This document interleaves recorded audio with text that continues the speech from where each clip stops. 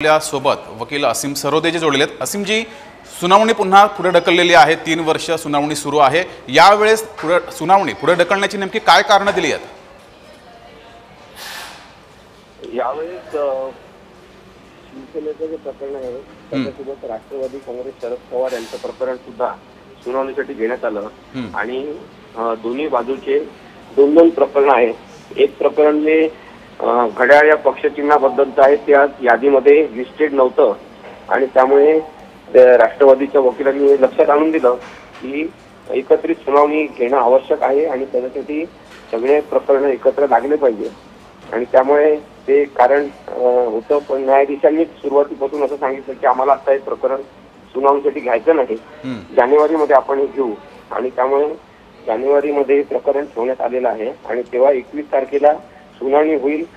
त्यासाठी कोणाला किती वेळ पाहिजे हे सुद्धा विचारण्यात आलं आणि त्यानुसार एकूण दोन्ही पक्षाला मिळून 5 तास देण्यात येतील आणि 5 तासामध्ये सुनावणी पूर्ण झाली पाहिजे असं न्यायाधीशांनी सांगितलेलं आहे।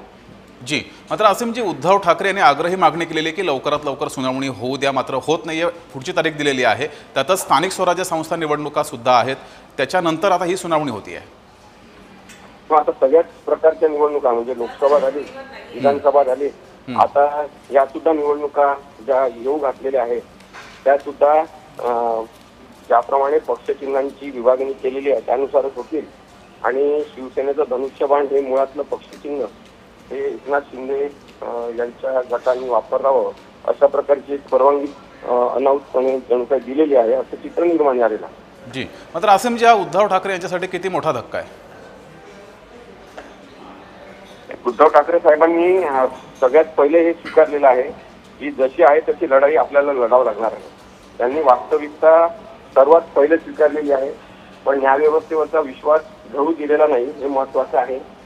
आता न्यायव्यवस्थेवरचा विश्वास टिकवला पाहिजे याची काळजी सगळ्याच भारतीय नागरिकांनी केली पाहिजे। जी, असीमजी, शेवटचा प्रश्न, 21 तारखेला तरी या संदर्भातील अंतिम सुनावणी असेल की पुढची तारीख पुन्हा दिली जाईल?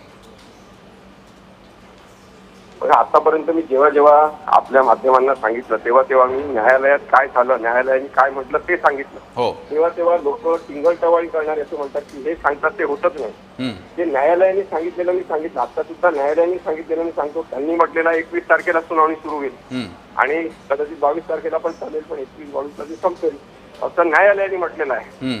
आता तेच म्हणतात आणि तेच घेत नाही, त्यामुळे कदाचित होणार पण आपल्याला माहिती नाही। कारण आता आपण म्हणतो अनसर्टनिटी जी आहे तोच जर आपला स्थायी भाव झाला असेल तर आपण कोणत्या प्रकारचं प्रिडिक्शन करू शकणार तुम्ही सांगा। जी, ठीक आहे। धन्यवाद असीम सरोदेजी दिलेल्या या प्रतिक्रियेबद्दल।